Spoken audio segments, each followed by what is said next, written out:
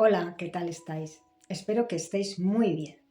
Hoy estudiaremos los textos bíblicos donde se habla acerca del Seol o Hades, el paraíso y el seno de Abraham. Y veremos cómo eran estos lugares antes de la muerte y resurrección de Jesús y después. Analizaremos textos como Efesios 4:8, que dice que Jesús llevó cautiva la cautividad, o el texto donde Jesús dice al reo crucificado junto a él: hoy estarás conmigo en el paraíso. Leamos este pasaje en Lucas 23, 42 y 43. El reo dice a Jesús: acuérdate de mí cuando vengas en tu reino. Entonces Jesús le contesta: en verdad te digo, hoy estarás conmigo en el paraíso. Aquí surge la pregunta: si Jesús estuvo 3 días y 3 noches en el Seol, en el corazón de la tierra, ¿cómo pudo estar ese mismo día en el paraíso con el reo que estaba a su lado? Porque antes de la muerte de Jesús, el paraíso era un compartimento o dimensión que formaba parte del Seol, llamado el seno de Abraham. Pero después de la resurrección de Jesús, llevó cautiva esa cautividad con él, y el paraíso pasó a ser una dimensión mucho más elevada, donde mora la presencia de Jesús. No me estoy refiriendo con esto al lugar que se encuentra delante del trono a la diestra de Dios Padre, sino a las dimensiones superiores y sutiles cercanas a Jesús, al tercer cielo. Jesús mora en dimensiones muy superiores al tercer cielo, pero su presencia permanece en el tercer cielo que corresponde al paraíso actual y del cual habló el apóstol Pablo.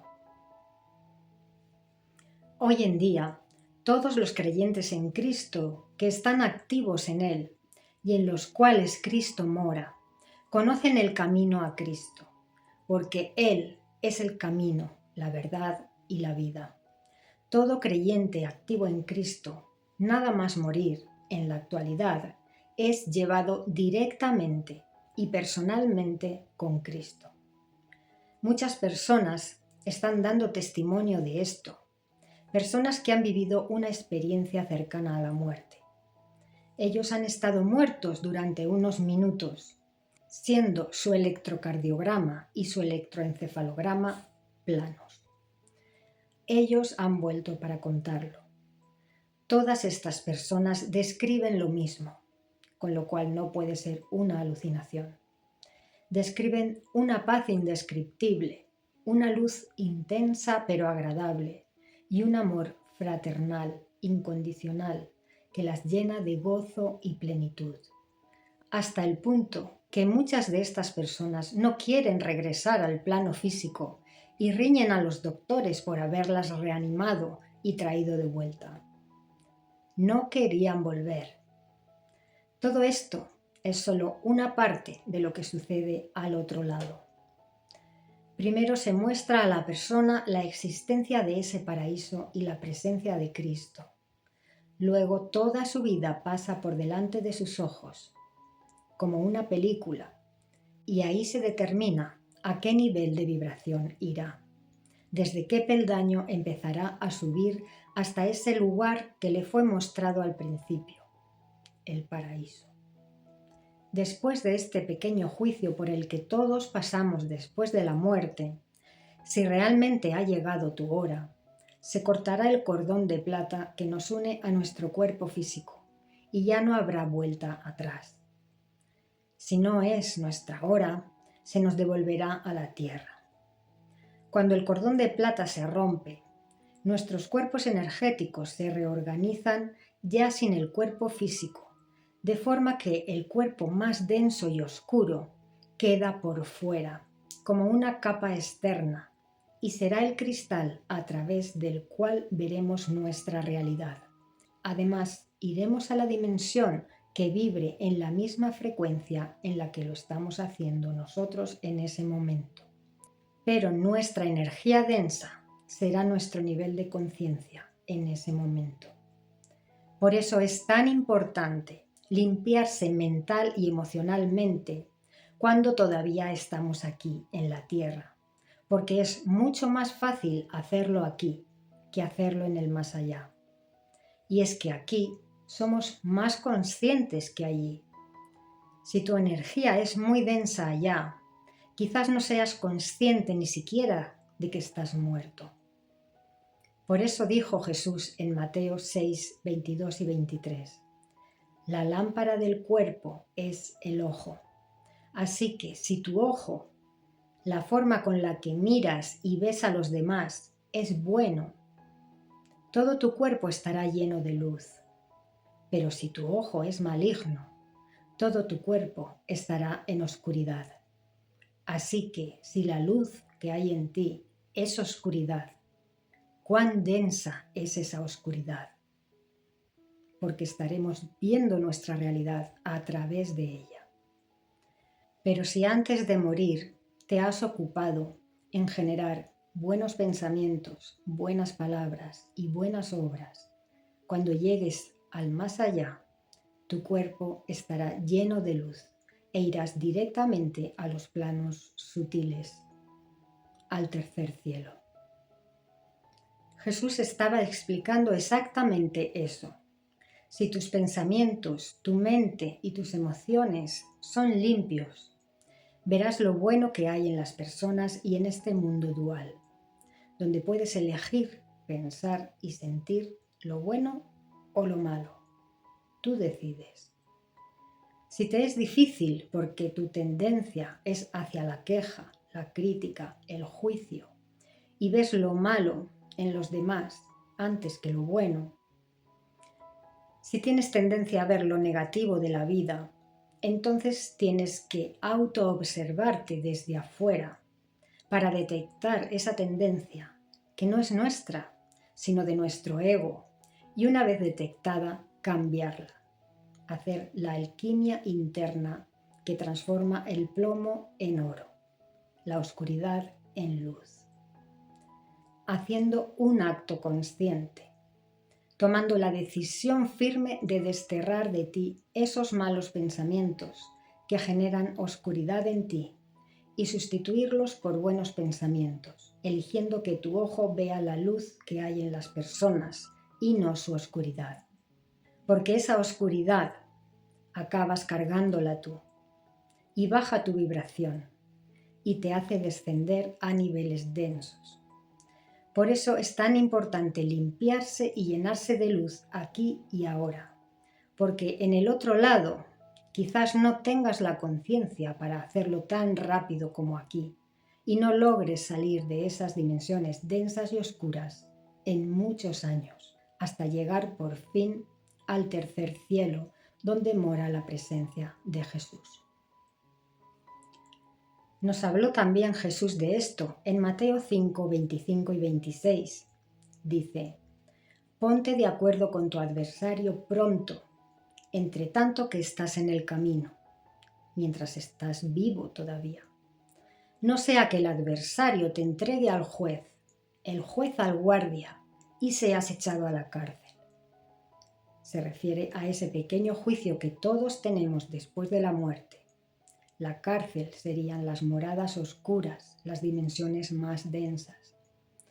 Sigue diciendo, de cierto te digo, no saldrás de allí hasta que pagues la última moneda de ínfimo valor. Se refiere al proceso de toma de conciencia y purificación necesaria en esas dimensiones para poder ascender a niveles más elevados y sutiles hasta alcanzar la presencia del Señor y nuestro espíritu pueda volver a Dios que lo dio. Así pues, antes de la muerte y resurrección de Jesús, existían dos compartimentos o dimensiones principales enormes en el Seol, en el corazón de la tierra, a los que las Escrituras llaman, según nos mostró Jesús en la historia de Lázaro y el rico, el seno de Abraham, que correspondería al paraíso del que Jesús habló al reo que había a su lado en la cruz, y el lugar de tormento, a donde van los injustos. a donde iría el otro reo que no se arrepintió. Más denso todavía es el abismo sin fondo o Tártaro, lugar donde fueron encadenados los ángeles rebeldes en tiempos de Noé. Seguramente había muchas más dimensiones, pero esas son las principales y de las cuales nos hablan las Escrituras. En la historia de Lázaro y el rico, en Lucas 16, cuando Lázaro muere, es llevado por los ángeles al seno de Abraham, al paraíso bajo tierra, porque Jesús aún no había resucitado. Y dice que había un gran abismo entre el lugar donde moraba Lázaro y la morada del rico, y era imposible que el uno ayudara al otro. ¿Por qué? Porque a nivel espiritual nadie puede hacer el trabajo por nosotros. Es nuestra responsabilidad, tanto aquí como allí. Antes de la resurrección del Mesías, no existía la posibilidad de esperar la segunda venida de Cristo en el tercer cielo. Los justos tuvieron que descansar en el seno de Abraham, en el Seol, y esperar a que el Mesías fuese enviado y glorificado. Fijaos lo que dice Jesús en este texto. Juan 12:32 dice: «Y si yo, Jesús, fuese levantado de la tierra, a todos atraeré hacia mí». En el versículo 33, Juan comenta que Jesús se estaba refiriendo a su forma de morir y que al ser crucificado había de ser levantado de la tierra junto con la cruz, al quedar la cruz en pie. Eso haría que mucha gente lo reconociera como el Mesías. Pero no todos se hicieron creyentes. Y Jesús sí menciona: atraeré a todos hacia mí. Y es que, como sabéis, muchas frases de Jesús tienen un doble sentido. En este texto, cuando dice «si yo fuese levantado de la tierra», se refiere tanto a ser levantado en la cruz como a ser levantado en la resurrección. Esto lo captó muy bien el apóstol Pablo cuando les habló a los efesios. En Efesios 4:8 dijo: «Subiendo a lo alto, siendo resucitado y llevado al Padre, llevó cautiva la cautividad y dio dones a los hombres». Jesús, cuando murió, descendió primero al Tártaro para proclamar su victoria a los ángeles encarcelados allí desde los tiempos de Noé, como dice 1 de Pedro 3:19. Luego predicó a los muertos que había en el Seol. Hizo el camino de abajo hacia arriba, desde el Tártaro, y en su ascensión llevó con él la cautividad a los que estaban esperando su venida en el seno de Abraham, en el paraíso bajo tierra, su lugar de descanso. A partir de la resurrección de Jesús, el paraíso pasó a estar en el tercer cielo, en su presencia. Y las personas que estaban en el seno de Abraham fueron literalmente resucitadas y llevadas al tercer cielo. Por eso dice Jesús: «Si yo fuese levantado, a todos atraeré hacia mí mismo». Y en la actualidad, todos, cuando morimos, somos llevados a su presencia. Porque todos al morir, antes de ser cortado el cordón de plata, somos recibidos por Jesús. Después del juicio por el que todos pasamos después de morir, este cordón se corta y comenzamos la ascensión paso a paso en nuestra purificación hacia el Padre, desde el nivel correspondiente a la vibración que traigamos desde el plano físico. Por eso influye tanto que trabajemos aquí y ahora, mientras estamos en el camino, en esa limpieza, en hacer que nuestro cuerpo brille como una lámpara.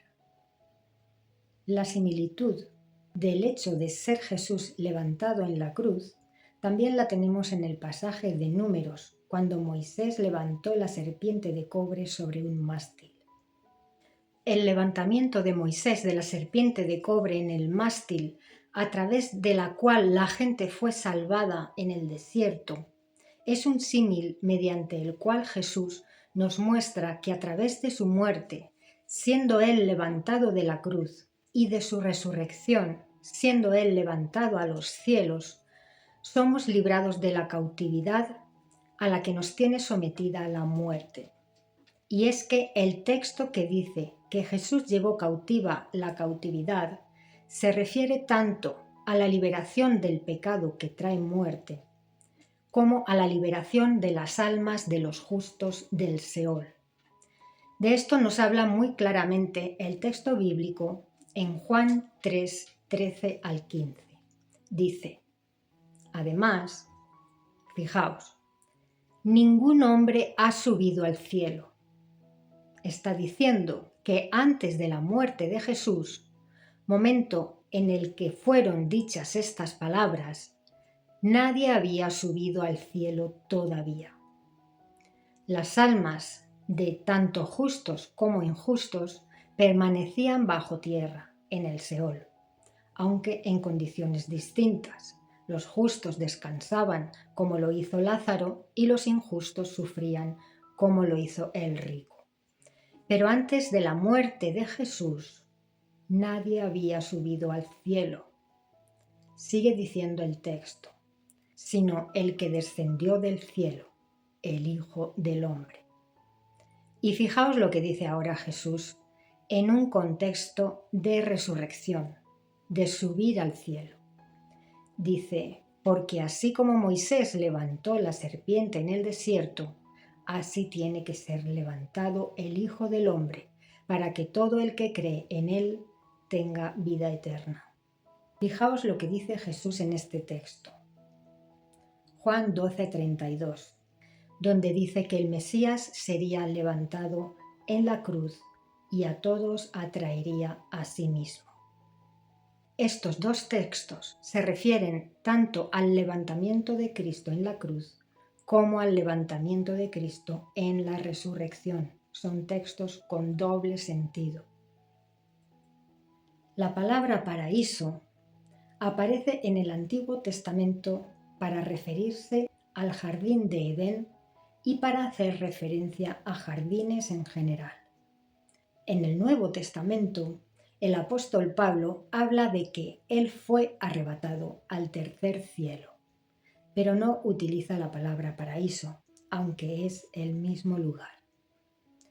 En las Escrituras se utiliza la palabra paraíso como lugar a donde el alma va después de morir, en Lucas 23:43 y en Apocalipsis 2:7. Apocalipsis 2:7 dice: al que venciere le daré a comer del árbol de la vida, el cual se encuentra en el paraíso de Dios. ¿Qué pasa con el texto de Lucas 23:43?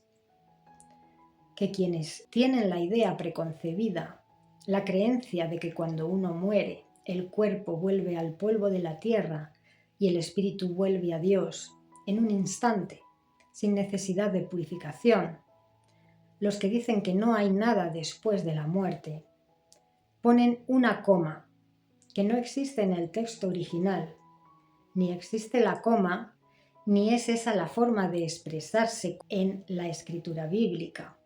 Pero poniendo una coma inventada estratégicamente, cambia completamente el sentido de la frase. Y el texto diría: verdaderamente te digo hoy, estarás conmigo en el paraíso, un paraíso futuro. Esta coma la ponen, por ejemplo, los testigos de Jehová en su traducción del Nuevo Mundo para que diga lo que ellos quieren que diga, pero no existe en el texto original. Ni el hebreo ni el griego utilizaban signos de puntuación. La mayoría de traducciones no utilizan esa coma por razones lingüísticas. Por lo tanto, si Jesús estuvo 3 días y 3 noches en el corazón de la tierra y le dijo al reo: hoy estarás conmigo en el paraíso, entonces el paraíso tiene que estar en el corazón de la tierra, correspondiendo al lugar llamado el seno de Abraham. Pero eso fue hasta la muerte de Jesús. Cuando Jesús ascendió al Padre, llevó cautiva la cautividad de los justos en el Seol, los atrajo a sí mismo y los elevó a un lugar de descanso paradisiaco, donde siempre estarían en la presencia del Señor, gozando de su paz y amor incondicional en el tercer cielo. Jesús, en la historia de Lázaro y el rico, nos enseñó que sí hay vida después de la muerte, que existen lugares, moradas, dimensiones donde el alma va según su vibración, que existen moradas densas y moradas sutiles. La vida continúa después de la muerte. Jesús jamás daría una enseñanza falsa. Y esa historia no es una parábola, sino una historia egipcia adaptada al judaísmo que Jesús modificó para enseñar que sí hay vida después de la muerte. Ese es uno de tantos misterios que habían permanecido ocultos y que el Mesías nos reveló cuando estuvo en la tierra. Un misterio del que no se obtuvo conocimiento en la antigüedad, puesto que en el Antiguo Testamento se enseñaba que los muertos nada saben, que no ven, ni oyen, ni sienten. Todavía no se tenía el conocimiento de la vida después de la muerte, pero Jesús nos reveló ese conocimiento en la historia de Lázaro y el rico y también en la parábola de las riquezas injustas que expliqué en un anterior vídeo. Así pues, antes de la muerte de Jesús, cuando alguien moría, iba al corazón de la tierra llamado Seol en hebreo y Hades en griego. Son el mismo lugar. Este lugar se encuentra en la corteza terrestre. La Escritura nos habla de dos compartimentos en el Seol: el seno de Abraham, a donde iban los justos, y el lugar de tormento, a donde iban los injustos. Por debajo del Seol se encuentra el Tártaro o abismo sin fondo, situado en las profundidades de la tierra, en el manto. Por eso se dice que allí hay fuego, porque a esas profundidades la temperatura es tan elevada que todos los materiales, las rocas, se funden. Allí se encuentran encadenados los espíritus rebeldes de los días de Noé. Más profundo todavía se encuentra el lago que arde con fuego y azufre, donde serán arrojados el anticristo y el falso profeta después de la batalla de Armagedón. Después de los 1000 años, Satanás también será arrojado allí. El lago de fuego significa la muerte segunda. También serán lanzados al lago de fuego los que reciban juicio condenatorio durante el juicio del gran trono blanco, después de los 1000 años, cuando sean resucitados todos los muertos, justos e injustos, como dice Apocalipsis 20:15. Entonces puede surgir la pregunta: si Jesús dijo que la resurrección no es en carne, sino que en la resurrección seremos como los ángeles, ¿cómo puede llamarse esto la muerte segunda? Porque lo que muere en el lago de fuego es el alma. Mateo 10:28 dice: no teman a los que matan el cuerpo, pero no pueden matar el alma. Teman más bien a quien puede destruir el alma y el cuerpo en el Gehenna. El Gehenna es el lago de fuego. En cambio, el espíritu es eterno, indestructible y consciente de su situación. Por eso se habla de tormento eterno, sin retorno. En resumen, de abajo arriba, aunque seguramente hay muchas más dimensiones, pero las Escrituras nos hablan de las principales. Empezando por abajo, encontramos el lago de fuego y azufre, situado en el manto de la tierra donde las rocas se funden. Significa la muerte segunda y se aplica a la muerte del alma. La primera muerte es la del cuerpo físico y la segunda muerte es la del alma, excepto en el caso del anticristo y el falso profeta, que son arrojados vivos al lago de fuego después de la batalla de Armagedón. En este lago, después de los 1000 años, también son arrojados la muerte y el Hades como simbolismo de que la muerte no existirá más. Podéis leer esto en 1 Corintios 15:55 y Apocalipsis 20:14. Por encima de este nivel se encuentra el abismo sin fondo o tártaro, donde permanecen encadenados los ángeles rebeldes de los días de Noé. También se encuentra en el manto de la tierra, aunque sea una dimensión. Al igual que el Padre está en los cielos, aunque es una dimensión. Por encima del tártaro estaría el Seol, a donde van los cuerpos físicos de los muertos, ubicado en la corteza terrestre. Aquí es donde se produce el cambio después de la resurrección de Jesús. Antes de la muerte de Jesús, tanto los cuerpos como las almas se quedaban en el Seol, los justos en un lugar de reposo, de descanso, llamado el seno de Abraham o paraíso de reposo, y los injustos en un lugar de tormento abrasador ya más cerquita del manto.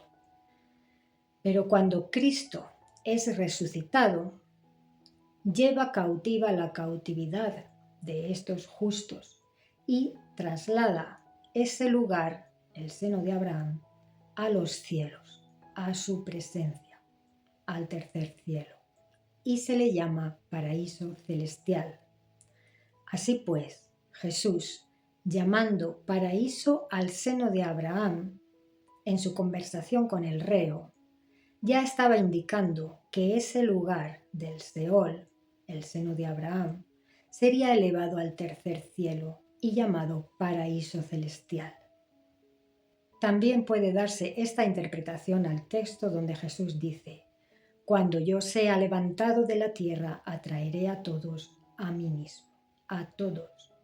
Recordemos que no todos se hicieron creyentes, pero sí todos después de la muerte son recibidos por Cristo en el tercer cielo, antes de que se corte el cordón de plata. Entonces, lo que nos cuentan en las ECMs es la parte más bonita, la presencia junto a Cristo, pero cuando se corta el cordón de plata y ya no hay vuelta atrás, de ahí sí que nadie ha vuelto, entonces es cuando vamos a la dimensión que vibra como nuestra capa más densa vibra. Ahí así que se va hacia abajo, hacia el lugar que nos corresponda. Esa parte ya no la cuentan. Y desde ahí se empieza a ascender paso a paso hasta el Padre, donde nos fundiríamos con la fuente. El destino final sería fundirnos con la fuente. Hasta aquí el vídeo de hoy. Espero que os haya sido de utilidad la información. Nos vemos en un próximo vídeo. Gracias por escuchar la palabra inspirada. Un abrazo.